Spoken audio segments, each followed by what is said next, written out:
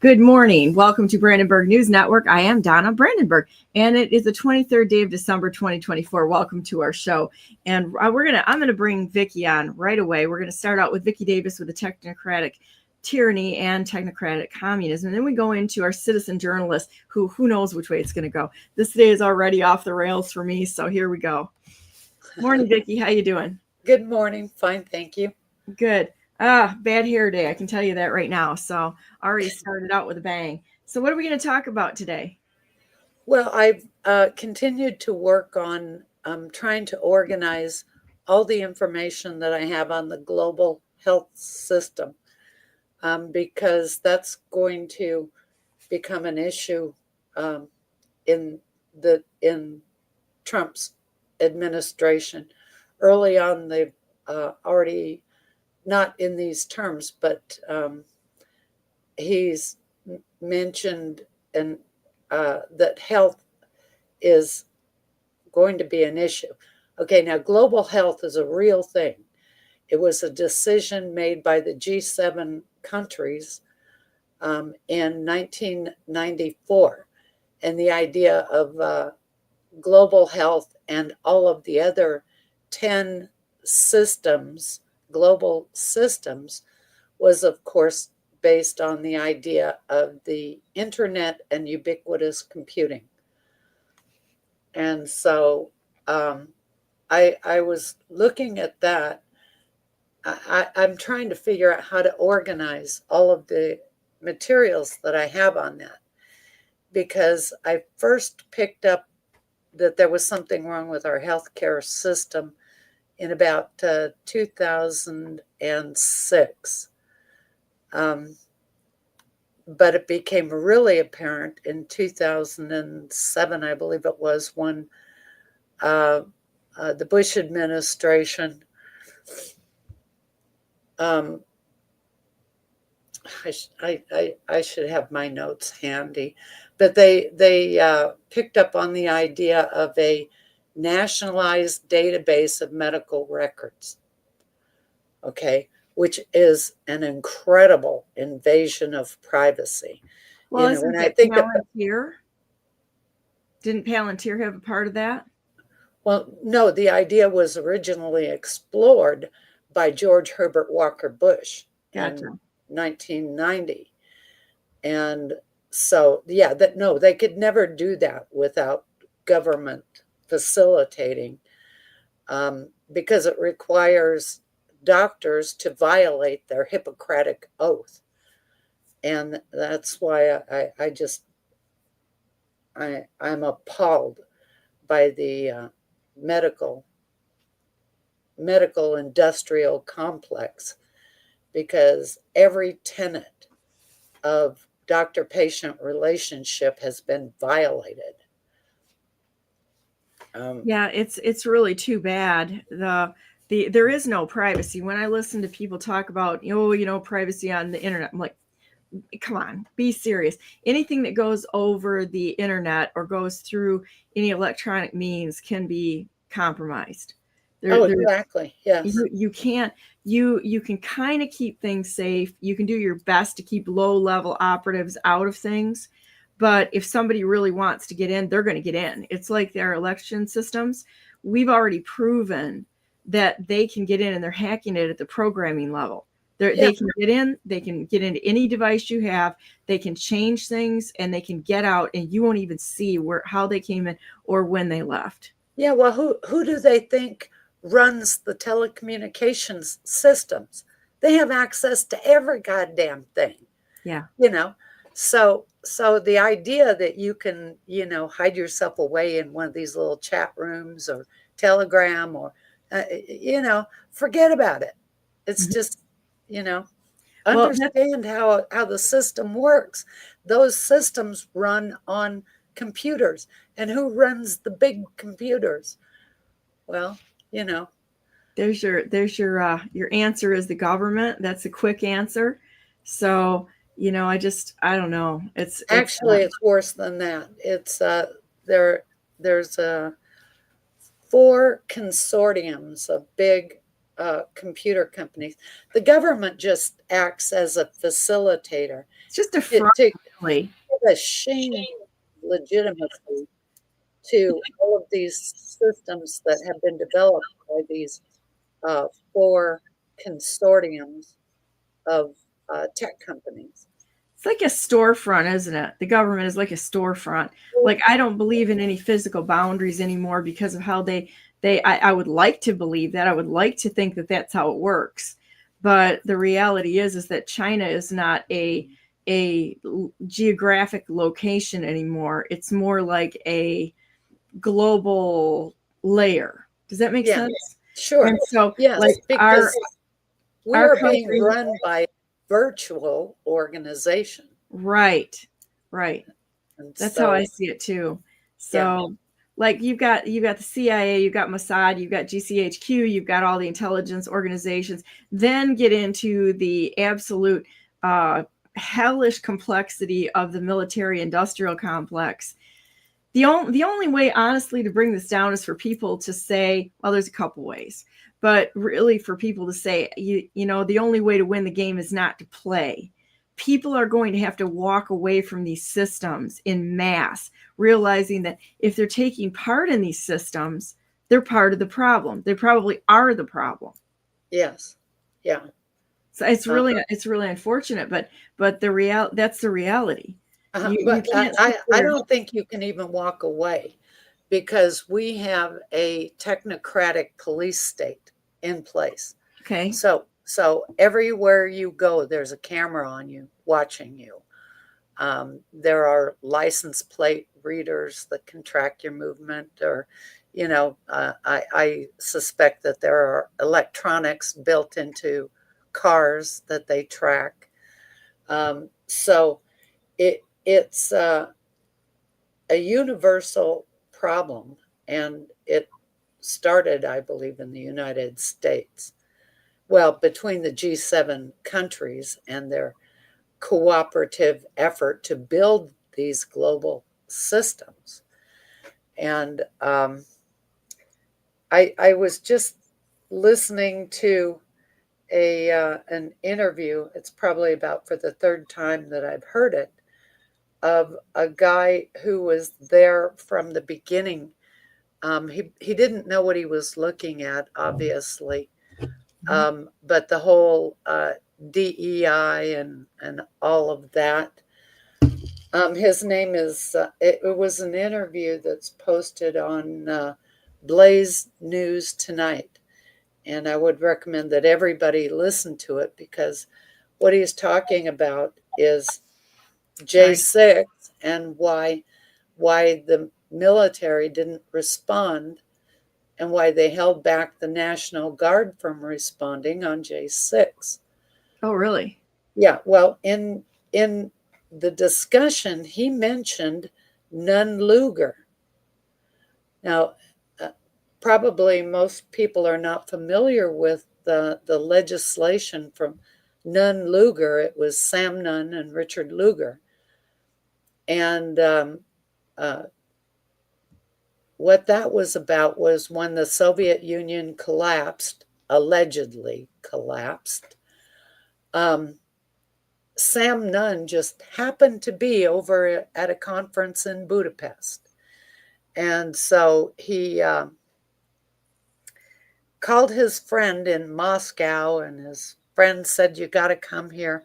Anyway, he met with Gorbachev, and the whole thing rolled from there. Okay, now I'll just tell you that I believe I've read the stories about the collapse of the Berlin Wall and the supposed attempt of a coup d'état on Mikhail Gorbachev, and I think it was all fake. I think it was How just so? how so? Yeah, how Be, so? because of how the events flow. I mean, they had already been talking about the Berlin Wall, and how devastated East Germany was, and West Germany was very wealthy, and it just the people, in my opinion, the people who rushed through the wall as it was coming down, I think they were communists. They were not people seeking freedom. They were communists. So it was all staged. Yes. And so, and what happens as time goes on, Angela Merkel becomes the premier of West Germany. Well, she was a communist from East Germany. Do you think people in West Germany are going to vote for a communist from East Germany to take over their country? No, I don't. Did you ever see the picture with Angela Merkel?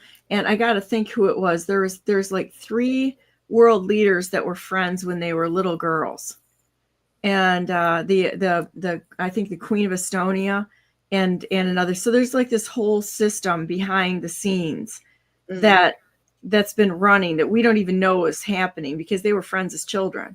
So they were chosen. Yeah, very interesting. I didn't know that. Let me see if I can find it a minute. So, and then I'll see if I can find a picture. Go, please continue. Okay, so as the time goes on, like I said, Sam Nunn, I think he was chairman of Armed Services or Foreign Relations or something like that. Just coincidentally, he happened to be over in Budapest when the August coup happened. So he flew into Moscow to talk to Gorbachev. Okay, and supposedly one of the questions that came up, following the coup was, did you keep track of your nukes? Were you in control of your nukes during this coup attempt? Well, Gorbachev supposedly didn't answer. But out of that event, what they decided to do was to build a global transportation system so that the US could remove the nukes from the Soviet Union and the satellite countries that were part of the Soviet Union. The global transportation system included point-to-point tracking. Okay. So that was the concept. Well, just coincidentally, the United States in 1990, George Herbert Walker Bush decided to build a new transportation system, and Sam Skinner was the Secretary of Transportation, and Sam Skinner was former IBM guy. Okay, so you have this setup for not only the technocratic global transportation system allegedly to remove nukes from the Soviet Union, but you had the decision to build the what's called the Intermodal Surface Transportation Efficiency Act, which ICE-T of 1991, which has the same technology on our highways. Okay. Just coincidentally. Wow. It sure is. There sure are no coincidences out there. Everything seems to be pretty well scripted out. Well, and So what happened is that Sam Nunn and Richard Lugar wrote the legislation to deal with the nukes in the Soviet Union. So they worked very closely with the Soviet military and whatever. I have an article. I don't know if I posted it or not. I wanted to show you this a minute real quickly while we're on the subject of how this one has been floating around for a while. And it's Angela Merkel, Theresa May, and it wasn't Estonia, it was Lithuania.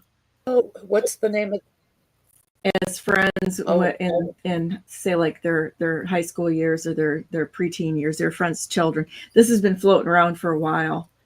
And so when we look at the leaders of the world and how closely related that they are or not, I can't confirm or deny any of this, but this has been floating around. But it's something definitely we should ask questions and consider everything, because I do believe that there's a plan. It was just like Obama. You've seen the pictures of him with a holding a firearm with allegedly Middle Eastern clothing on, and there's a saying that was let's see, it's red, white, and blue spray. Have you heard that?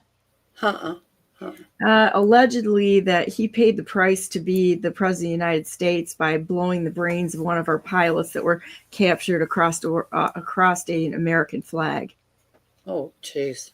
Yeah, because I can't, it's like it's out there and we've got to listen and consider everything. But you look at what a traitor that son of a bitch was to this nation. Anything is possible. And why did they get in place? I don't know the answer to that. But that's one of those things that we really have to look into. So if you ever hear the terms red, white, and blue spray, it was about, I think it's Michael Spiker. Michael, I can look it up. That is the alleged pilot that he sprayed shot him and sprayed his brains across the American flag. Not a pleasant thought to think of, but you know what? There's a lot of really bad stuff that's happening on the planet. And I'm sorry, adults have to stand up and get this thing figured out and say, poor life choices, Kenyon. You made some poor life choices, you traitor. Yeah. And the rest of them too. It's not just him. They're all a bunch of traitors. And now look at the ones that are in office right now. And I'm sorry, I'm not giving anybody a pass, because they all have to be questioned. All of them. No protected classes of citizens. I don't think that we can give protected status to anyone. I don't care if they're Israeli. I don't care if they're Muslim. I don't care if they're Christian. I don't care what group they're in. We've got to be able to question people based on the merits alone, not their label, but the merits alone of good versus evil. That's it. The rest of it's got to be flush it, because it's nonsense. It's a distraction. Well, I think that our country has been run by traitors since FDR died and Truman took over. And I believe Truman was a traitor. He's the one that signed all the legislation to build a national security state. They're all traitors. That's the problem, is that the only way they got in place was to make a deal, basically a deal with the devil, with this beast system we have going on right now. They had to be able to dance the dance and be compromised and be the puppets that the global powers wanted them to be. Otherwise, they weren't going to get in place.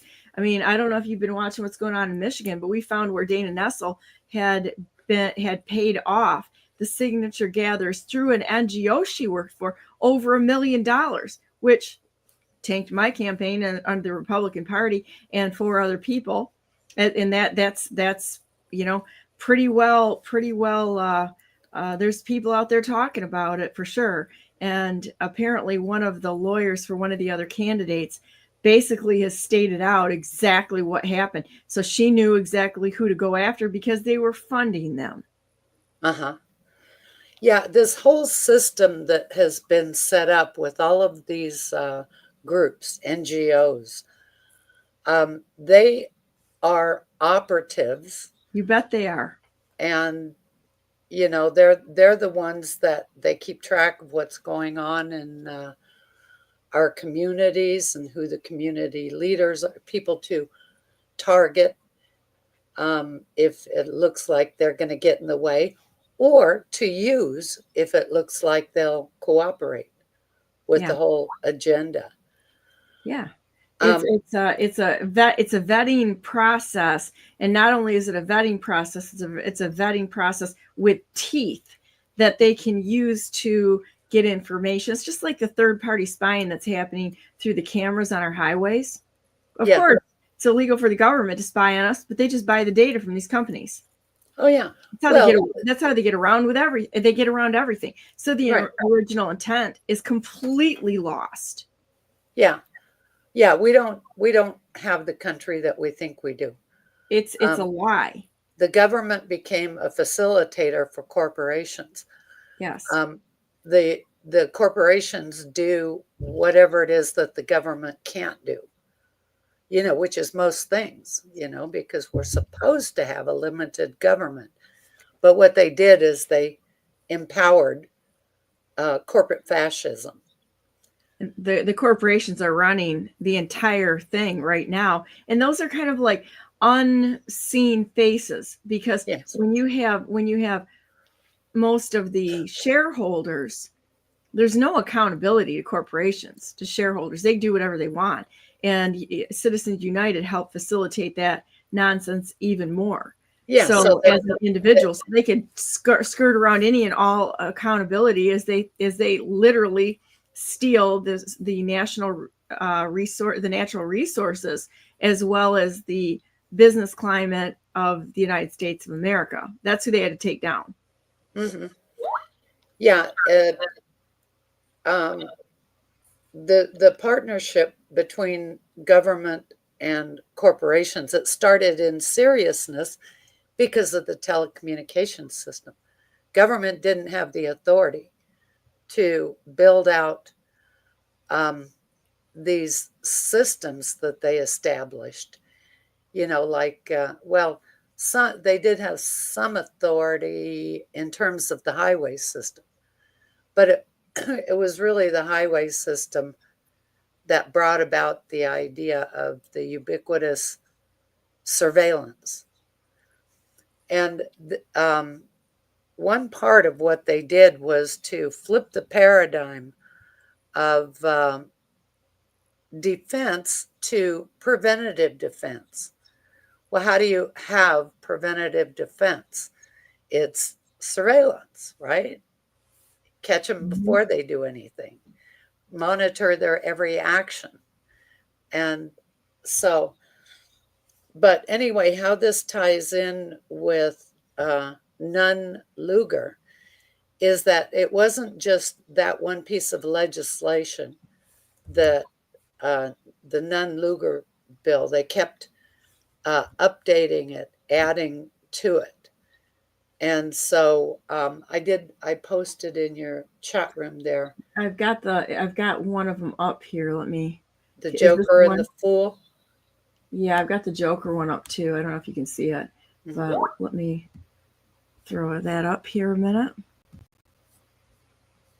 Well, I found a little snippet in one of the things I was reading about Nunn-Lugar. Sam Nunn was connected to the Carnegie Foundation. Okay, so and it in what I read, it was almost like, he went to the Carnegie Foundation for advice, what to do. Tell me what to do. But that is really an important story, is to understand. You see that nuclear threat initiative, and Ted Turner, after Sam Nunn retired, I think he started the Nuclear Threat Initiative, which is a private foundation That's the way the system works, by the way. Corporations working with government, and then corporations funding NGOs to make it seem like there's popular support for whatever it is that they're doing. And oh, so altruistic. Oh, yeah. Oh, yeah. She says with a sigh, Mm-hmm. you know, they have had, we have had more crimes committed through these NGOs than you could shake a stick at. Yeah. If I were in a position to do it, I would eliminate the tax deduction for all NGOs, all of them, every All of them. damn one of them, across Yeah. the board. And in government funding for them. I mean, they're getting funded. They're getting funded, so many of them, by our own government. They're Yeah. just using this entire system to pull the strings. Mm-hmm. Well, this gets a little bit down in the weeds, but when you're looking at the transportation system, and then you look at the healthcare system, the emergency rooms at hospitals came out of transportation legislation. I didn't know that. Because back in the day, it's people had a lot of traffic accidents, a lot of accidents on the highway. And so it was actually, that was the way we started getting emergency rooms on hospitals. So they are kind of a separate entity unto themselves. And if you look at the transportation system and the emergency rooms, that's where they, I believe that's where they decided to collectivize medical records. I don't know what you had in Michigan, but here in Idaho, there was legislation for an Idaho health data exchange. And that health data exchange was located in the emergency rooms of the hospitals. Huh. Okay, so and it's separate and apart, so um, you have the hospital, and then you have the surveillance network located right in the hospital itself. And Idaho tried to pass legislation. Well, they did actually pass legislation for the Idaho data exchange. There was all kinds of propaganda on the TV. What if you're in the emergency room and the doctors there need to find out if you have diabetes or heart problem, whatever. It was all just a bunch of BS.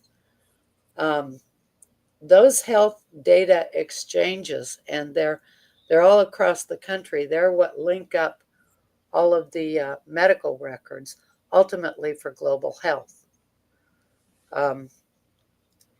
So I was the first person. They didn't even have their opt-out form completed when I emailed them telling them I am opting out.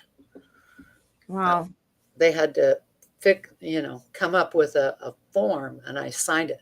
Of course, I don't actually trust that they did that, but I don't think there's anything you can do that's trustworthy with them at all. no, not you Because can't, because they find are loopholes in it, and they they are a find ways fifth. around. Yeah, they are a fifth column. This whole technocratic organization that they've built up in our country, they are a fifth column in our country.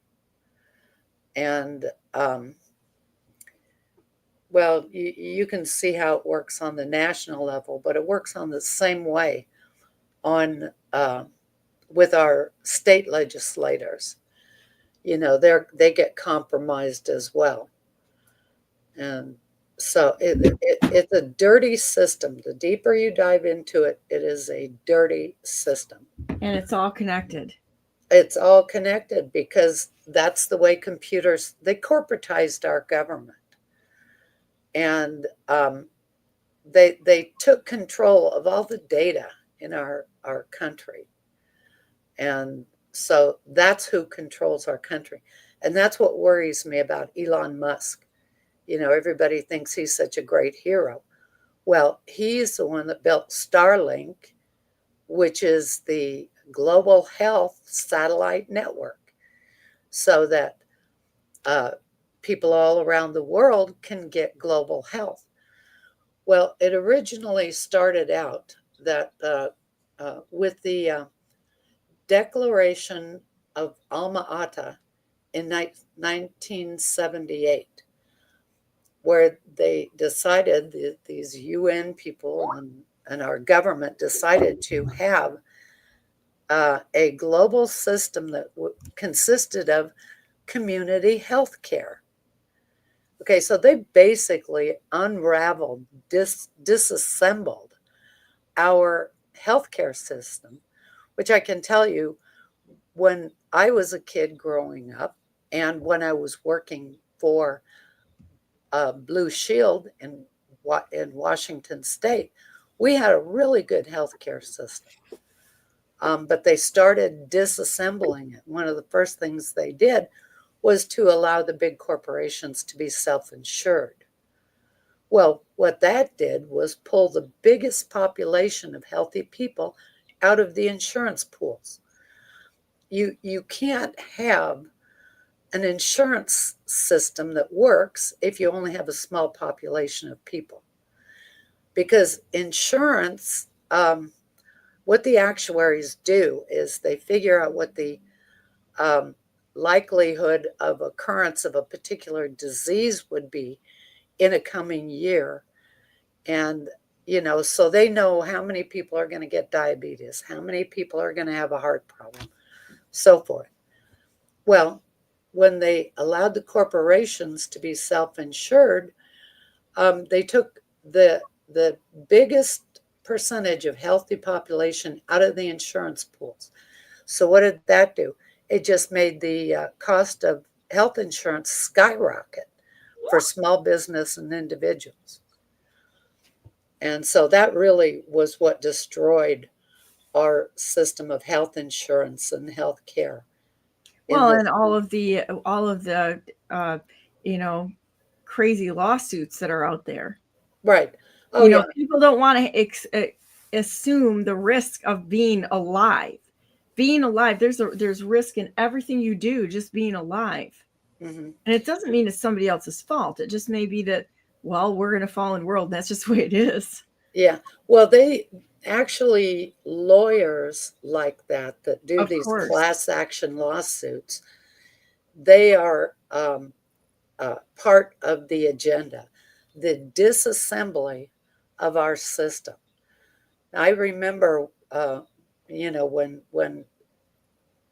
the malpractice suits were a very big deal. And then just all of a sudden, they all went away, and nobody was suing for malpractice anymore. And I assume that it was when they got the doctors to agree to something or other. Because they were putting them out of business, especially like what they call the maternity doctors, the women that deliver, the doctors that deliver babies. Obstetricians. Yeah, they were really hitting them hard. And so it drove up the cost of having babies. Systems work together. There is a logic and a coherence to a system. And if you start fucking around with things like the largest, pulling out the largest population of healthy people out of an insurance pool, you've destroyed it. Okay, and I do believe that was strategic planning that made that happen. I just don't believe anything with a system, if it's part of a system, especially when the government is involved in large corporations, it is a system. And they don't just randomly do things to make it, to destroy it. They do things intentionally, because they have very smart people. working on these systems. They're not dummies. Well, they see things as a game rather than a service to the world, and so they don't mind. It doesn't bother them if they step on people and hurt them on their way to some, self-assessed success. Whatever it is in their little pea brains that make them feel like they're successful, which usually has to do with power, money, and control, which that's just being a psychopath. That has nothing to do with success whatsoever. I've always said too that money is a very, very, very poor measure of success. Yeah, it's not success. That's just a metric, and it's not something you can judge success over at all. And you absolutely can't judge character. No, money is only a tool, and it's the intention and what you do with it that defines what a person really is. Are they using it for good, or are they just using it for, I don't know, some of the uncontrolled, unaccountable nonsense that's going on? I mean, and all you have to do is look at what's going on with Epstein's Island and that sort of thing. I mean, these people have all kinds of money, and they do what they want. There's no accountability. It's almost like it's a parallel universe they live in that we don't even touch. It's like a double set of books. Exactly. That's exactly right. That's how they're running the whole country, is a double set of books. We never see it. And all of this dark money that's out there that we can't have access to see where it's coming from or going to, like what happened with Dana Nessel and the $1 million plus that went into the signature gatherers, which basically tanked the governor's election in 2022. It was the signature gatherers that did it. That's how they decided who they would allow to run. It's all an illusion. We don't have elections. We have, here you go, children, take your pick. You have this puppet here or this puppet here. Cast your vote. And then it doesn't make any difference because they control both sides. Right. And the agenda just rolls on. Nothing ever changes. And nobody has the guts to face off with them and change them, and to the fundamental basic concepts that need to be changed. It's not just putting the right people in place. That's part of it. That is definitely part of it. But you got to go back to the code here. You got to go back to all of the statutes, the laws, even the amendments, and look at what they did to illegally put these things in place. Who paid them off to do it? The Michigan Constitution is one perfect example. 1963 Constitution was unlawfully placed, should be nullified based on the fact that they did not obey the laws at the time. Same thing with 2022. They didn't have any rules or laws. They just were making them up on the fly. Famous words by Jonathan Brader, the director of elections in Michigan. He just they didn't follow one thing that should have been done right in that process. And what year was that? 2022 was the year that I got kicked off the ballot in two political parties. That's how much they didn't want Donna Brandenburg on there. Somebody in the second party, the Constitution Party, the Taxpayers Party, they committed a 14-year felony to get me off that. I'm just kind of like sitting out there just watching how this is going to roll. But I know what happened because we caught him. My security person caught him doing it. And there's a whole bunch of them that were in on it too. So and I bet they never got prosecuted, right? What's that? I bet they never got prosecuted. Not yet. That's what I mean. It's sitting there. I have all the evidence on it. We have all the evidence on what they did, including the pastor of the church turning the cameras off so that there was no record. Yeah. As soon as it was brought up, he went and he turned the cameras off. Yeah. There are two universes. There's the universe that we live in, where we think that America, lives by the Constitution and, we have our freedoms, which we really don't. I mean, if you step out of line in any way, or they can even set you up. But we have this monolithic monster sitting on top of our country, and they're very careful about how they formulate the issues and the dialogues. And I'll tell you, from the Clinton administration to the Bush administration, Hang the on one agenda. second, Vicky. Keep talking, and I'm gonna just duck out just for 1 second, okay? Okay, the agenda did not change. Only the rhetoric changed.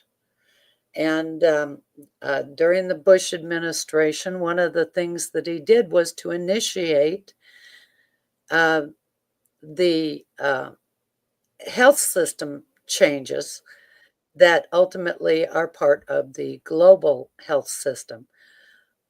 He hired a guy named Dr. David Brailer, who who there are doctors that are listed as doctors, and then there are doctors that are listed as masters of public health. And so they're really quite different. One is an administrative functionary, the other is a doctor, supposedly. But that's when George W. Bush picked up the plan for nationalized medical records, because Clinton was not able to get that done. If you're old enough to remember, he came into office and there was a big to-do about Hillary care. They didn't call it Hillary care, but Hillary Clinton involved herself in the project with a guy named Ira Magaziner. And of course, the Republicans acted all huffy, that they didn't know about this redesign of the healthcare system. So that project was publicly shut down, but it was not stopped. It just stopped getting media attention. But the building of the system rolled on. And that's the way these systems are. They begin in one administration, you vote for the other party, you think you're going to get something different. You don't. What you get is new rhetoric. And the same is true with Trump, sadly enough. He's going to be working on the global health system. And he started working on it before, in his other 2016 term, he put his stupid daughter in charge of healthcare, right? You remember that? I do not. Yeah, he did. And so apparently there's one of his issues. But anyway, I want to get back to the 1975. There was, beginning in 1972, same year that the Stockholm Human Settlements Conference was, they began negotiations with Russia, apparently, about establishing a system of cooperation. Okay, the system, and they ended up signing the Helsinki Final Act in 1975. The Helsinki Final Act is a system of cooperation between members of our legislature. We have members of Congress that are on the Helsinki Commission, and the Helsinki Commission is an independent agency of government, and they are working directly with the Russians. Okay, so and what they did is set up these monitoring groups, which the monitoring groups monitoring for cooperation, to ensure cooperation on both sides. There is the Moscow monitoring group. So you have these monitoring groups on the side of the West and the East, they're working together against all of us, you know.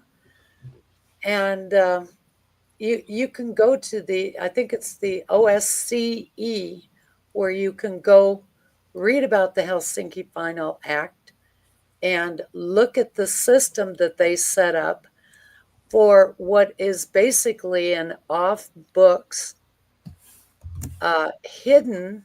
It's semi-hidden. It's in the public, but unless you know enough to go look for it, you'd never think that we have members in our Congress that are holding another job, working for the Helsinki Commission, right? It's kind of mind-blowing. It really is, on how interconnected these globalist organizations are. I mean, you could sit here and dig all day long, and it just seems like you never find the bottom of the pit. Yes, that's true. The Helsinki is really, really important, because it's made up of members of Congress. And what do? They're working cooperatively with Russia and countries of the East.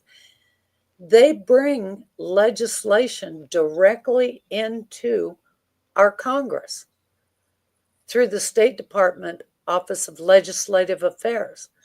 So, you know, these ideas that pop up out of nowhere, they give you the idea that, you know, they're getting it from their constituents. Well, yeah, only if their constituents are communists.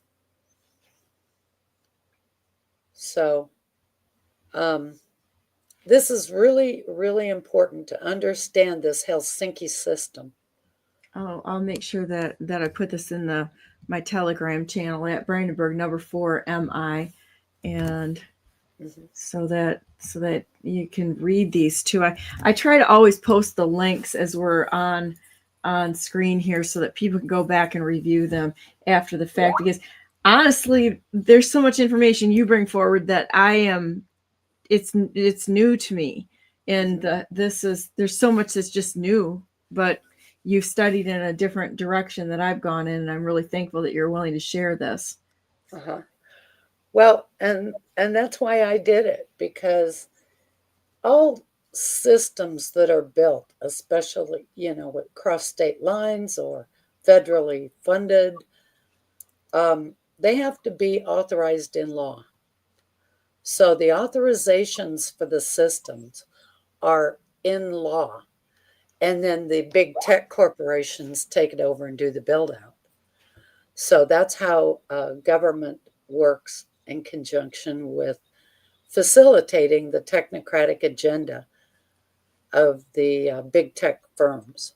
It's really too bad we can't go back to local community doctors. I remember that every community had a GP in it, at least one. And sometimes they delivered the babies right there at the doctor's office, in fact, which wasn't unusual. They really didn't start making childbirth into a medical emergency until, say, about the 50s. Before that, a lot of people were born at home. A few of them were born in the hospital, but that was a significant shift in the history of our country. Well, you could call a doctor and he would come to your house. Yes. So, yeah, it changed totally, radically. It was a cash payment, so you didn't have the insurances involved at all. When you look at how the insurance companies really forced how they staff doctors' offices, it truly is an administrative nightmare.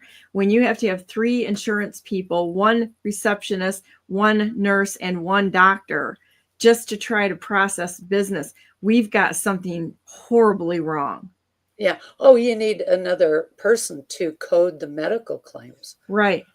And then if you look at who is in charge of the state of Michigan right now, Gretch the Wretch Whitmer, whose daddy was in charge of Blue Cross Blue Shield of Michigan. And there you go. Dan Lope jumps in after that. He's the one that's being credited with making sure that she got in office. And then Danny Boy gets a payoff in 2000. I think it was 18 or 19.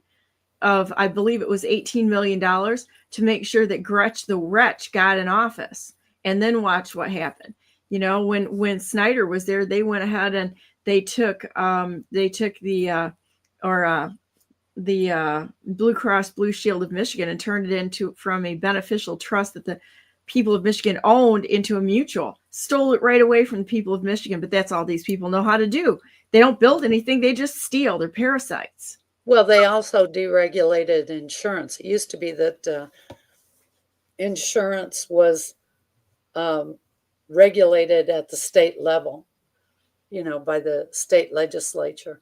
Well, they got rid of that, you know, I wouldn't want the deregulated. state legislator in charge of it right now, because the people that were in there, they've already broken the law. Even though it is the law, the people that are sitting in the seats need to be removed before we need to have some trustworthy people before we can even attack this problem. Oh, they're all stooges. All The of them. people in the legislature. Somebody may come in new. They might slip in new, but ultimately they get bought off too. Oh, I was told I would be taken into the basement of the Capitol and be talked to be told how this really works. And I'm like, good luck with that. That ain't going to happen. You got a real problem here. That's what happened with Jesse Ventura. They did that with Jesse Ventura. Brought him in the basement of the Capitol. Yeah, and told him, they told him, we run this state. Just, you know, do what we tell you, you'll be okay. Well, I'm pretty happy to be on the outside right now, quite honestly, because that means that I'm not part of their little satanic pedophile club that they've got going on of compromise, coercion, and threat. Mm-hmm. Man, I'm going to tell you what, if somebody came up with me like with a threat like that to me, it would be game freaking on. Mm-hmm. That's why they'll probably work really hard to make sure that you never get in. Oh, they've tried to do a bang up job of it. And I'm like, I don't care. I told everybody from the beginning, I said, you better hope I'm on the inside, because if I'm not, I'm on the outside. I've got all kinds of time to put to this. And, you know, and some of us are, you know, have that unwavering pissed off attitude about ourselves, that when we see something wrong, like, oh, the murder of babies and the theft of our tax dollars and the imprisonment of other Americans and all these other things that are wrong, that, you know, there's really nothing I'd rather do than fight this. Yeah. That's the truth. It's a long walk to get to where I am in terms of what I understand is happening, but they're taking our country down.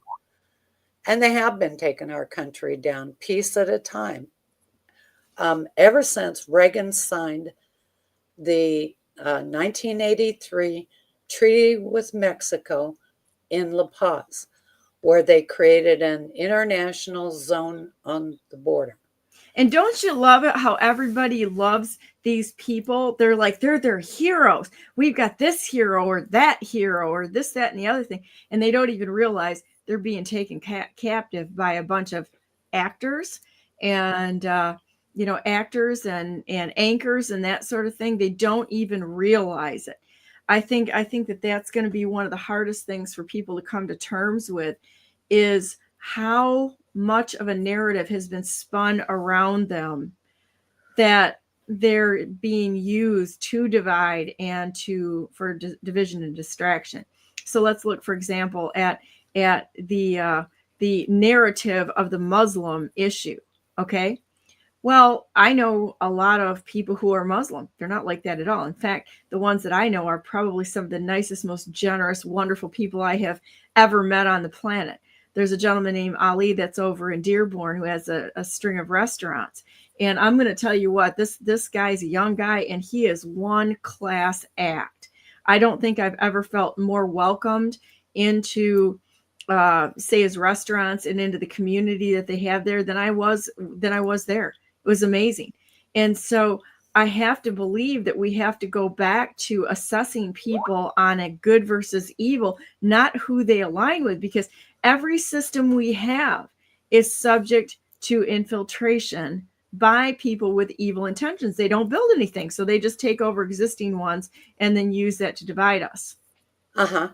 Well, and that's really important, especially if you're doing analysis. You got to strip the labels off. There are no Absolutely. Democrats, Republicans, libertarians, um, constitutionalists. Strip all those labels and look at people, look at what they do. Yeah, I am Donna Brandenburg. You are Vicky Davis. That's it. There isn't any other labels there. You can't pigeonhole people because people are so complex. And there's a mixture of things that people do that are right and are wrong. And there's different levels of maturity within people within the system. I mean, look at the Christian church for heaven's sakes. You can't get two people to sit down together that are in different denominations to agree on anything, because the whole thing right now with denominations was, in my opinion, designed to divide people. Yeah. You are either a Christian, saved by grace, saved by the blood of Christ, his perfect life, death, and resurrection is a proof therein, and the atonement of our sin. That's what it means to be a Christian right there. And to get off on these tangent issues, which really just don't matter. It doesn't matter. I've had the creation discussion. Okay, here we go, and I'll blow some people's mind, but I had a friend that years ago that was totally stuck on the 6 literal days of creation. And I'm like, doesn't matter to me because none of us were there. Doesn't matter. That's one of those fights that is not central to the issue. I understand why people debate it, but maybe we should just listen. And my argument to her was, it's like, okay, I said, when was the moon and the sun created as the markers of the day and the seasons? So what happened before that? Even if you want to go literal on that, we have no idea. And we've been lied to by the NGOs, the churches who are under the NGOs and such. I mean, look at the nonsense they pulled during COVID. You lost me right there. They completely lost me right there with shutting the churches down and acting like a bunch of cowardly wimps in the corner in the fetal position instead of jumping in and taking care of the communities. They failed. Every single one that shut down, they failed. George W. Bush signed an executive order, and I think they probably encoded this in law, to allow churches to become 501c3s. So basically, they became arms of this fascist corporate NGO system. And he created the Office of Faith-Based Partnerships. Well, that office was run by a guy who had been head of the Anti-Defamation League, the ADL. Yeah, there you go. You can't criticize the Jews. You can't criticize the Muslims. You can't criticize the Christians. You can't criticize. Well, if they're wrong and they're committing crimes, we have to criticize them. Well, that's a strategy. The not being able to criticize any minority at all. And that was brought about by the State Department. As far as I'm concerned, the State Department should be entirely dismantled, everybody fired, and new ambassadors appointed that are outside the system. But it's really the State Department that runs this international system, that is the liaison with the Helsinki Commission, that works with these on the global systems. I mean, one of the government agencies to look at is Health and Human Services, because the State Department is embedded in that agency. And the child trafficking. Look at how many kids they lose every year. Look at the churches that are involved in this child trafficking, this human trafficking that's coming across our border. Catholic services, Lutheran services, Bethany Christian services. They're all getting paid to move human beings, and there's no accountability to any of this. Yeah. This is human trafficking. Absolutely. And nobody's talking about this to the extent that it needs to be talked about. I can't say nobody. There's a bunch of people talking about it, okay? But they're not talking about it enough to say we have institutionalized human trafficking in the United States of America, and where are all these children? Where are they all going? Where and who is facilitating this, that we need to send to the short drop sudden stop line that needs to be growing every day? Uh-huh. Well, I have an idea of what's happening to them. What do but you it's think so is happening? so horrible. I think they're using them for medical experimentation. At think- the least. Yeah. I think they cannibalize some of them. I've heard enough about that. I've got one of my friends who's a doctor. She had a friend who was at a Hollywood party, and she said there was a baby in the refrigerator. Oh my God. All the things that we've seen in the movies, I think they tell us ahead of time kind of what's gone on or what's going on. So there should be no surprises. That it's sort of like predictive programming that's happening there. So if you've seen it in the movies, it's probably a reality. Uh-huh. Who could ever see something like that and not spend the rest of your life taking these people out? I don't get it. I mean, I would go ballistic. Yeah, no kidding. And it's one of those things that I think that all of us have to come to terms with, the fact that the world isn't as we think it is. And you can go back to the Bible, and I mean, I'm going to talk about today and tomorrow. I'm going to talk more about, the birth of Jesus and what that means and what the Bible actually is said, and also the other books that are around the Bible, because there was a reason why they limited and they put the certain books in the Bible that they did. There are definitely more that we need to consider. And as Christians, we don't want to get in the same trap as the Israelis who say, don't criticize the Jews. Oh my gosh. Well, I'm criticizing the people that are lawbreakers or criminals. I don't care what label they have. And you can't hide behind a curtain of, oh no, don't criticize me, I'm Jewish. Oh no, don't criticize me, I'm Muslim. I don't believe that Muslims are as they have been portrayed. I don't believe that Jews have been, or Israelis have been as they have been portrayed, nor do I believe that about Christians. There's way too many people in the economic sector in the United States of America who are hiding behind that, I'm a Christian. And you know what? We need to ask some questions, because a lot of this is not how if there's evidence of the Holy Spirit, there's different evidence there that you'll see, other than just, believe me, just believe me. I'm like, no, I'm not going to believe you just because you say it. We're trust is earned. Mm-hmm. People say what they want. Morning, Chris. How you doing? Hey, good morning, Donna. Hey, where's your CIA glasses on? You switch glasses on us. Hold on. I always have to. There you go. Now you look like men in black. So I just can't see. yeah, you put your other ones back on. I just had to harass you today. So yeah, Okay, actually, I need these on. It's really, really interesting though. And I mean, we've talked about it too. Chris and I have many times, that you look at people and their labels that they have. I'm surprised the ADL hasn't come after me at all, because I refuse to buy into that stupid narrative of, oh no, they're anti-Semitic. I think there's more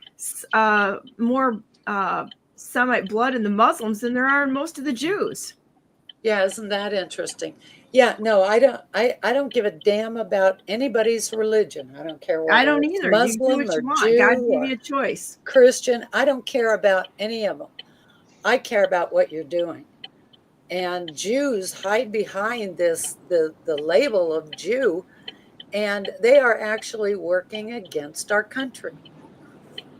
There's one group called the Jewish Committee or something like that was working up in northern Idaho and around up there. Well, don't tell. I don't care about your religion. I care about your political activities, period. And so, go ahead. Well, I appreciate what you're saying, but I don't think this should be a Jew attack conference. I think that the religions. You're right. I believe that every group that has an agenda will use anything and everything at their disposal as long as it will work on you and to get to the end of their agenda. And if it has to be religion that they use, that they fall, I'm a victim of this, therefore I justify bombing that. Or you have stolen my land, therefore I have the right. Listen, we all have justifications for why we do bad things, you know, and you can't put a religion on the reason why something's bad. Not all Jews are bad. Not all Muslims are bad. Not all Christians are bad. So you have to take that tablecloth off and you have to see the wood for what it is. Like Mhm. you said, it's about acts. I think that's what you were talking about. It's about what people do as opposed to what they believe in. There might be people around that believe the opposite of what I believe, but by their actions, I don't give a shit what they do when they get home and and and do whatever they do in their basement. That's that's on them and it's between them and God as far as I'm concerned. But when they come out and they take that belief and they put it on the street and they try to force me to wear a mask or they force me to stay home or they force me to walk 6 feet away from somebody else. You take that religion, for example, and you shove it up your put it in your basement Yeah. because I don't care. I'm not doing it. I'm not falling for your thing. This is America. This is freedom, and let's get back on what we're supposed to do. Well, this This is a didn't start out as a constitutional Jewish. state. This doesn't start out as a Jewish hating thing because I was really clear about that. It's that every religion, anything that we have built, gets infiltrated by the parasite class. I don't believe that the ones that are pulling the levers are either Jewish, Christian, or Muslim because they're I different agree. than people. So this is not a Jewish anything to attack the Jewish people or the Chinese people or anything like that. It is the The powers that Jews. be that are pulling the levers that are evil, who have put their mask on to parade as something they are not. Yeah, well, my only objection is if they're using religion as a shield. Yes. You know, when you look at refugee resettlement, there are Catholic charities involved. There's Lutheran, Lutheran Bethany. groups. There's Jewish groups. There are all Yeah. the religions, and that's supposed to, their religion is supposed to provide a shield for them for what they're doing, which I think is criminal activity. I agree You with know you. what? You're right because all these organizations that they set up are just like little countries that they set up and they pit them one against the other. Mhm. This may be a lot bigger than religion in itself, as you say, just like you're saying. This could be something, I don't know, we could take it to the military uh, complex. You know, uh, we have probably, I've been told, that we have a government that is parallel to the government that we see. The government that we see is sort of like fake or false or phony. They're sort of the actors, the stage, the play that we walk into to pay to see. Yeah, you're But the real absolutely ones, right. We do have a the shadow the government. the real people running the show are the ones that don't sleep with foreign spies. They don't hire them as secretaries and aides and have Chinese spies running with them for 18 years. Um, this is we have a dark, probably a very dark rogue operation criminal operation going on. I think that that's what Trump means by the golden age. He talks about this is going to be a golden age. I think there's a lot of things he's going to expose that the shadow government that you're talking about is going to be very upset about being exposed. There's another person that's trying to expose a different part of our society that's unseen. I talked to Donna about that yesterday, um, and he's. I'm kind of going in a different direction. I don't want to go that route unless Donna wants me to, but That's where uh, I reached out to that person, by the way, and oh, I've how been did that go? well, I'm waiting for a response, but it's like anybody out there. Here's another thing. Anybody want to see me interview anyone out there, reach out to me and say, "Hey, Donna, I'd like to see you talk to this person or that person and help get contacts for me," because that's always good. You know, I don't have some of these people. I don't have their contacts for, and I think that's important because everybody knows somebody. You know. Mhm. Yeah. I think you can go through the speakers bureaus. Um, I and if can't they always don't, find them that way either because the speakers bureaus, from what I've seen, a lot of these speakers bureaus are just people, once again, they've created a narrative. They're not just in it working to do the right thing. And I have some problems with some of that, but that's if I can get a contact and somebody wants to come on, I don't pay anybody on here. So people that are on here are here because they just want to take their nation back. None of us get paid. And so I don't know how that would work. Do you know how that works, Vicky? the speaker, as far as my understanding was, they people who are um, lesser known, they sign up with a speakers bureau and they give their contact information to the bureau, and so you can get in touch with people that way. Okay. Is how I understand it works. I mean, that could be totally wrong, but I've been using it as on X because when I looked in the speakers bureaus, it's usually there's a fee for them to come on and speak. I'm like, oh, well, really? they Oh, just well, eliminated forget that. themselves right there. So because this is Yeah. a non-paid volunteer organization where people come on just because they're kind of sick of the way things are being run and want to do something different. Did you want to go in that direction this morning, Chris? Man, we got a glare on your camera. You look like you got like an angel spot of light next to you. Hey, probably do. No. Can you move your camera at all, or is it stuck in that position? Because I'm getting like, it's a little better. It's a little better, yeah. A little better. Yeah, you're right. You're getting. Um, Well, you sure as heck aren't in Michigan because Michigan's dark. uh, So, well, um, where do you guys want to go from here? Because there's lots of different directions we can go in. I wouldn't mind talking about that because it's something that I think is a definite national security threat. He's gone to Congress about it. The guy has had whistleblowers testify in Congress. He's got like over uh, 200 or 300 people that worked in the shadow government that wants to, or that already has come forward and wants to be a voice for what's going on, because these are people that didn't know that that's what they were signing up for. When you sign up for the military, you think that you're doing God, country, and honor work, but when they send you to certain places, uh, and you get sucked into finding out that you're working a criminal black project that maybe you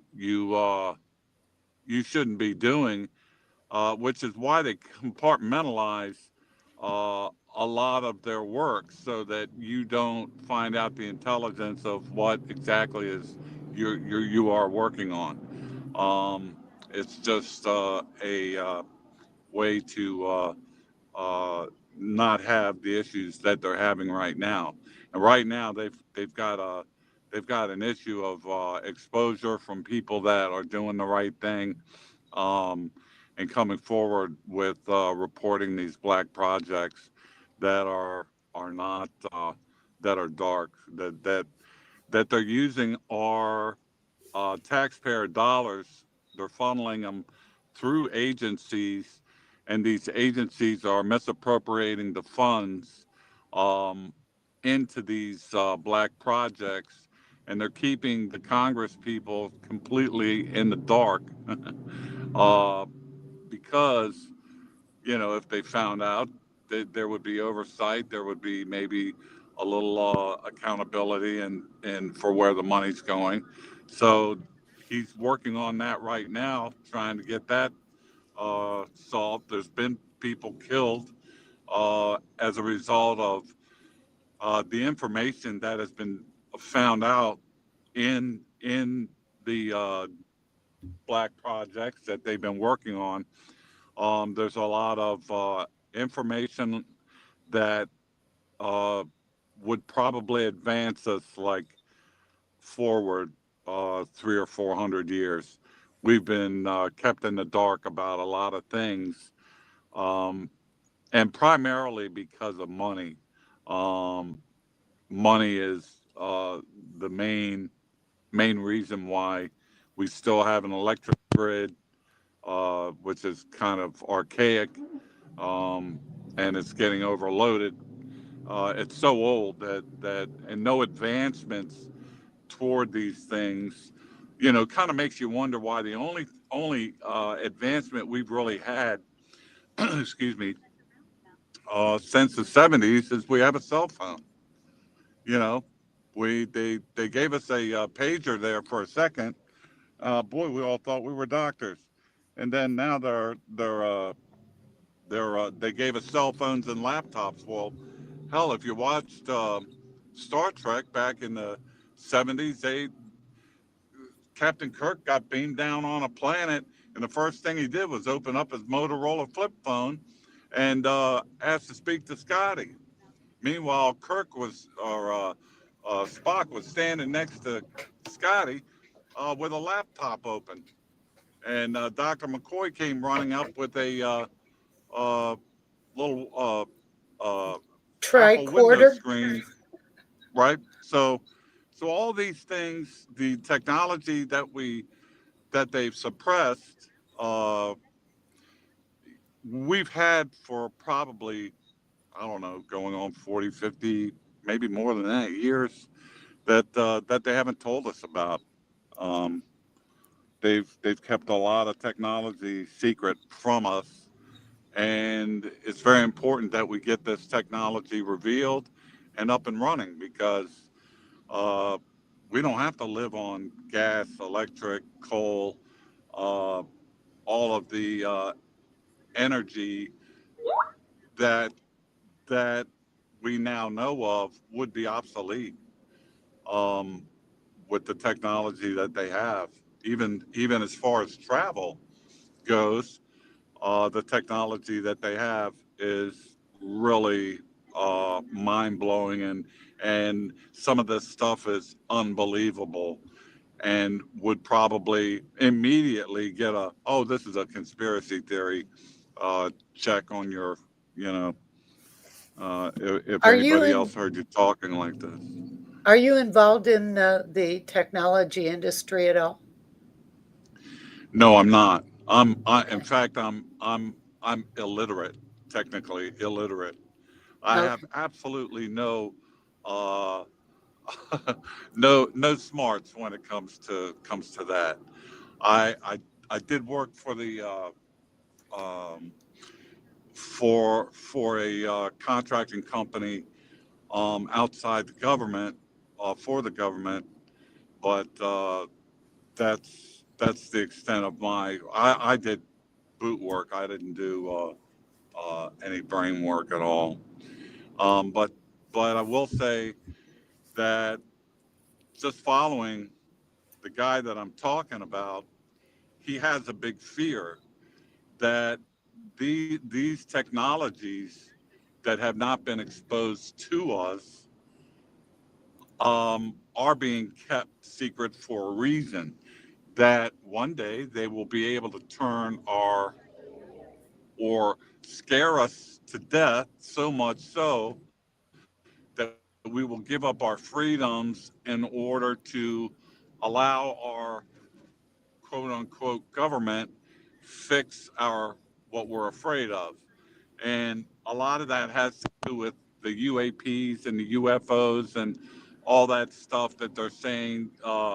They've been creating, listen, they've been creating, I know I'm going into a different subject, but it's actually tied because this is basically where we got the technology from, supposedly, reversed engineered the technology that we found. How it was found, I'm in question of.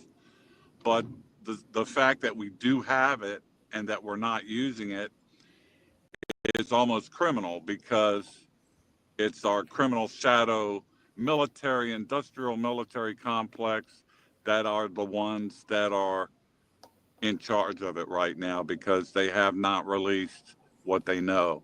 They keep everything top secret. In fact, it was a Rockefeller that kind of designed it, was Norman that kind of devised a way to keep CIA, the intelligence community separate from our government. Like you can't know what we're doing, bullshit, which should be turned around. We should know everything that they're doing for the reason that I'm about to talk about. The energy sector, which is what I'm sort of is the foundation of all of what I'm talking about, is what the military industrial complex is in control of. If we were to release this information, um, not under a controlled environment, such as a top secret environment or a skiff or something like that, then there could be a possibility of it falling into the wrong hands. And this energy is all that information can't fall into the wrong hands. Look, it's already in the wrong hands, and it's going to be used against. It's presently being used against us. All these drones that we're seeing. I think, this is a lead up to what they want to do. I believe that drone situation was a precursor to what they're trying to implement in the future. Uh, and getting back to it, it's fear. They've already sold us about the UFOs and about the UAPs. Okay, they've sold us ET, the extraterrestrial guy that didn't come with his phone and has the phone home. You remember him? He's a lovable little guy, dressed in a gray skin, and this guy has to go back home, right?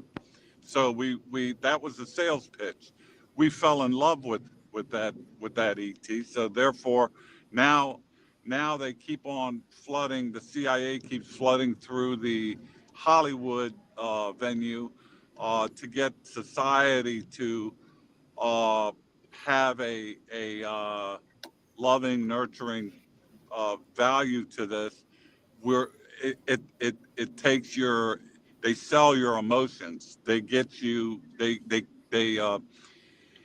manipulate your emotions, and through your emotions and your ideology, which is our belief in government and doing the right thing. Well, who would want to stop ET from phoning home and getting back safe, right? So it's a that's all part of a black uh, psychological operation in which the CIA is known for doing. Um, they're they want to they want to they want to take those UAPs at one point and basically attack our country under the guise that it's it's a it's a UFO, it's an alien doing it. It's not us. They always divert. It's never us. It's always Iran. It's never us. It's always Israel. It's never us. It's the Palestinians in Gaza. It's not us. It's everybody else. If you've ever noticed, we've been run by a enabling, weak-minded government that blames everybody else. We, the United States of America, is never guilty of anything, doing anything wrong. Vietnam was a fucking sham.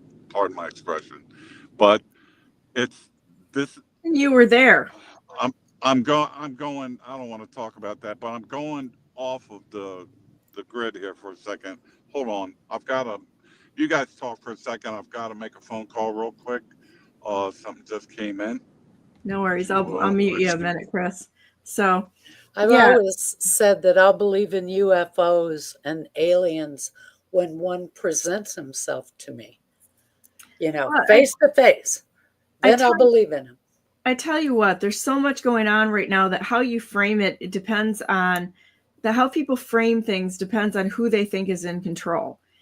Certain people say, the bad guys are in control. Some people say the white hats are in control. And how you frame, how you process information determines your mental stability, quite honestly, as well as what your conclusions are going to, the conclusions you're going to come to.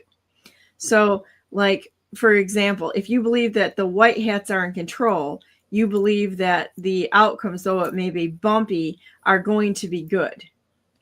Okay? But human. If you believe the bad guys are in control, you're going to believe that everything you see is from the bad guys. It's all in how our perspectives are on who we believe is in control. Now, personally, for Donna Brandenburg, I believe that God is in control and that evil things are only on a leash that God let there. I just unmuted you, Chris. Are you off? Yeah, I'm back. Sorry. Okay. So I believe that God is in control, which means that no matter what happens, that he's either allowing it, the bad things he's allowing it to happen, but the outcome ultimately will be good. That doesn't mean it's going to be without a little bit of a bumpy ride. I think we're in for a bumpy ride here because I do believe that we're going to see an economic crash. There's no other, I don't think there's any other way unless somebody is able to do some financial magic that I don't know about. But when you have the amount of debt that we have that continues to pile up, as well as some of the other indicators, I don't see how it's going to go in another way unless they've been grabbing all the money that's going through Ukraine and stashing it in a rainy day account, having somebody over there pick it up and put it into a better area so that we can reuse that money, which that's entirely possible. It's entirely possible that all the money that has left the United States going into other countries, that there's good people there intercepting it. That's entirely possible. But we don't know. But what we do know is that I do believe that God's in control, but he also used people like in the Bible to exact terrible consequences on an ungodly people who would not turn to God. So our job right now is to turn to God, right ourselves, declare Jesus is the king, which he is, and our Lord, and start listening to what God wants us to do. And that sure as heck is not to have allegiance to this materialistic physical world. It's to be here to serve. And that's the only way we get out of this is on an individual basis where people start making choices based on following the principles that God clearly laid out. And natural law was there, conscience, we know what's right and wrong. All you got to do is stop and listen to him and go back to serving him in this world. We can't do it any other way because the government is not the fault. It's our fault. It's the people. The government is only reflection and a representation of the spiritual condition of the people. So it starts with us. For most people, I think it's absolutely unthinkable that there would be traitors to our country running our government. You can't underestimate the power of propaganda. I'll give you that. But I'm going to ask you a question, though. I'll give you that. The propaganda and not understanding what's wrong, but also stratifying what's wrong and what's right and justifying it. There's not a lot of people that I've met in my life that weren't compromisable at a certain level. Well, And Everybody is compromisable to a certain level. when the There's stakes no are such high, the thing as higher the somebody not stakes, compromisable. the higher the stakes, the more likely it is that people will be compromised. there are people that are not compromisable. I'll grant you, it's few and I'll far believe between. that. Few and far between, but some people, you just can't compromise them. Not for any amount of money, especially depending on the stakes. I have to disagree with that one. It depends on the stakes. If you understand the stakes, then no. I mean, what the hell is $1 million compared to your country, the future for your children and grandchildren? Who the hell gives a shit about money when you're talking about stakes that big? A lot of people would compromise over it. A lot of people compromise for $100. Right. So, And it comes down to that individual choice. And I think that that's the most important thing to come to the conclusion of, is that we're all going to have to weigh out our actions and what is really important.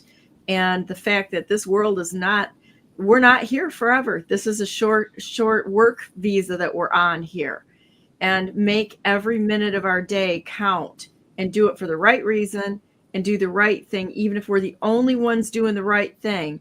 And we're absolutely attacked and maligned and presented in the wrong light. We still have to do the right thing when things go wrong. yeah. Well, what I know is happening, they brought down the Soviet Union. They're bringing down the United States. They truly are bringing in global governance. They tried to do it with the public health system in a pandemic. That didn't work. I failed. Yeah, but that doesn't mean they're not going to try it again. They are going to try it again, because this is a strategic plan that has been in place for who knows how long. I think probably longer than my lifetime. Yeah. So, Before we were born. but the thing is that these people really are brilliant at strategic planning and at putting together propaganda. They sell you one message when what they're actually doing is for something else, and they're always moving the agenda along, step by step, phase by phase. And so bringing our country down is part of the plan. And Possibly. world government will stand up. I think it's to wake people up and show them what, if they got what they wanted, that maybe there were some repercussions to having that mindset. That's what I think. I think people are waking up and they're actually learning to stand up on their own feet after all the years of propaganda, and learning to be adults that are willing to step in and take control of a bad situation. I wish that would be true, but well, we'll see. One of these days, we're going to find out who's right or wrong on this one, I guess. Yeah. the internet did if I may back say, if I may say, I think you both are actually kind of right. I mean, it's like what we're facing is, I think the country is waking up to something that they are being infected with, that is interfering with their freedoms. And I think that it's going toward a militarily controlled totalitarianism type of venue. That's the global agenda, because they're going to take their shots at our Constitution. Like you said, they tried it through health. That didn't work. Now they're probably going to Plan B, and Plan B is probably the last or the final plan. There isn't anything further than war, than dropping boots on the ground from the air, no matter whether it's in a UFO, a UAP, a drone that's as big as a bus. Why would you think it's as big as a bus? Well, maybe it's because it's holding people that are dressed like Goofy and the alien. And I'm not talking about the illegal ones, but who knows? They might be too. But but it's war nonetheless, and it's what we're in now. It's what we've been in, and I cannot understand why the American people don't get that. We should be so up in arms, and we should all be 98% more ahead of this game.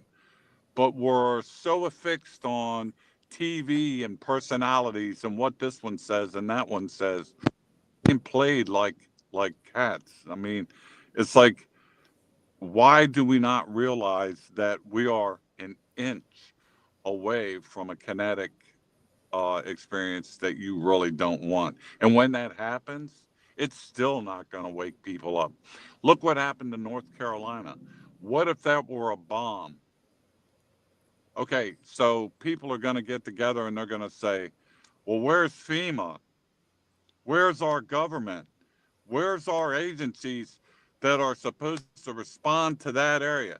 No. Why are you sitting on your ass complaining about it? How come you haven't already put your BDUs and your boots on and grabbed your pistol and headed for that area? Because this is a fight that I think that most of the country does not understand they're in. They're in a There's no war and question they don't about know it. that. Yeah, no question about that. They don't understand. And our They, country has just been well, one they big weren't taught psyop. that. Well, they're not taught to think,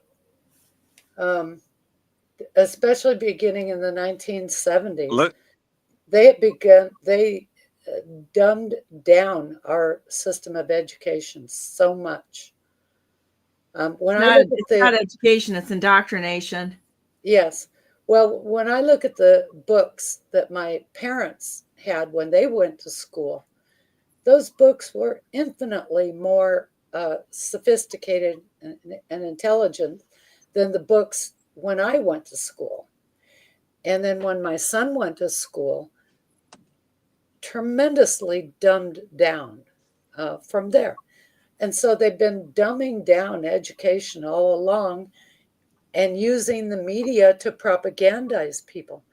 You know, I took a deep dive into what's going on in our country, but I'll have to tell you that even when I would find things out, I wouldn't be able to process it into my thinking because it was just so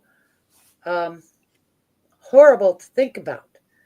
That I would just hold information and think, look for information that would counter that because it was just too much psychologically to process.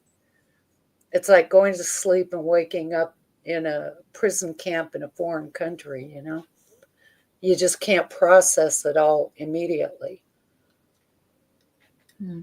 Well, I think that well, God has. I'm sorry. go ahead, Chris.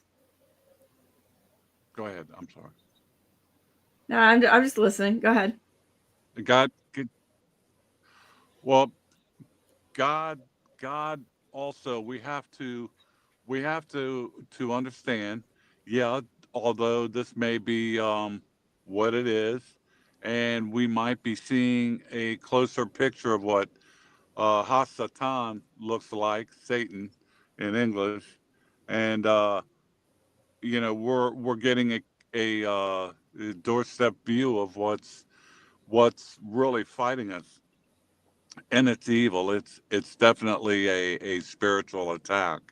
Um, Nothing can get into your head before your brain, except for the spirit, and we have to go with the spirit of God. We have to understand that we are protected. We are His children. He put us here for a reason. If He wanted us here during World War II or earlier, we would have been there. But he's picked us to be here now for this fight, for this reason. And so we're going to be good soldiers. We know we're protected by God. It doesn't matter to me what, I'm going to move forward and I'm going to fight on God's behalf, on the behalf of the Constitution in which He gave us our freedoms. And I'm fighting for Him. Um, I'm fighting for the American people and my family. And I know who my family is. I'm not going to say. I'm just saying, you know, Yep. I'm not going to cave to the fear that they present to us. I'm not going to be sad or woed or, oh my gosh, I'm not going to start crying because I see Satan knocking on my door. Instead, I'm going to grab the body armor of God and I'm going to meet that son of a bitch and we're going to tango. All right? This is not about caving, crying, and turning our backs and do it. It's not Well, about who else. It's our responsibility. We are the ones that that allowed this right now to occur, to happen. We allowed socialist, communist, evil into our government. We elected them as people to represent us. How can a socialist that doesn't believe in capitalism be a representative of your community? They can't. So therefore, to me, as one of her guests, Donna's guests would say, they are repugnant to their own job. Because if you're a socialist, you cannot represent me. You cannot represent any of us because this is not a socialist government. This is a Republican form of government. And it's a capitalist society, not a Marxist society. So why do you have to ask yourself, we've gone as far as electing communists, but I'll be politically correct not to offend anybody, socialists, Democrat socialists. How can we allow a socialist like Bernie Sanders be voted in as a Democrat? He misrepresented himself, didn't he, on the ticket? Well,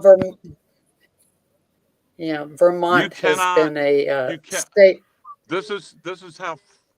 I'm sorry. Go I ahead. was I'm just going to sorry. say Vermont is a state lost to communism a long time ago. well, and I think though too is that our jobs here are to work for whatever God's purposes are and whatever that may be going forward. And that when you become a Christian, your life is not your own, it's His. So you really doesn't really matter to me which way things go. I'll choose to serve Him no matter what the circumstances are and not whine and sob about it because it's just the way it is. If He wanted them changed, He would change it. And I'm good with that, if whatever path He wants us to be on, because there's a greater purpose. And as the Bible says, that all things work for good to those who love the Lord and are called according to His purposes. And so we can rest in that today and every day coming up to Christmas. I guess I would ask everybody to really take stock of what Christmas is really about. Is it about the material world? Or is it about the greater, is it about something that's intangible, that's much greater than that? Because it's when you come to that realization that it's about so much more than that. I think that one of the most significant truths that I know is that Jesus was not born in a wooden manger, like the Gentile Jesus with a lamb on his foot, like everybody wants to portray him. He was born more likely into a I don't know what's going on here, Chris. He was born more likely into a cave, a shepherd's cave, and with the blackened fires of the shepherds on the roof of the cave many years, and that the end they didn't have ends. It was going to their family, and the family turned them away because they were ashamed of them. So they ended up going out into the farmyard with the animals. Jesus was born on about six feet of manure in the cave, and it's a great picture of Him being born into our hearts and he loved us anyway, and he came anyway because he wanted to have that relationship with us. And he came to live a perfect life, and he came to die for us. It's much more than what we've been told over the years in the quaint books that we've been, read the story. Unless you read the Bible and you study it within the context of the time, a lot of that gets missed. And to think about God's only begotten Son to be born on a 6-foot deep manure pile in a cave. They didn't have wood there. This is the Middle East. They had some wood, but not likely. And the fact is that he was turned away from his family. That was the end, was a family where they were going to really readjust our activities and how we look at things. That's true love. It's really easy to love people that are nice to us. What's really difficult is to love the people who maybe aren't quite so nice to us and realize we are in that multidimensional world where we're dealing with imperfect humans who are subject to the whims and the influence quite often of non-ideal entities, and sometimes ideal. But when we turn to God, we find our way out. So anything else you guys want to say today? Chris, you got any comments? Looks like you're going to work. Yes, I'm having to walk through that. So listen, amen to what you said, and God love all of everybody. This is definitely some trying times we're in, and as long as we have Him, hey, the rest is just trash to be swept off the kitchen table, as far as I'm concerned. Yeah, we're gonna be off this rock someday, so that's okay. We're gonna make our time count here now. So, absolutely, because that's Vicky, why we're here. That's right. We're here to work. We're here to to serve and to work. That's why we're here. Vicky, you have any last words? What's that? Not our jobs. We're here to serve God. Yeah. That's right.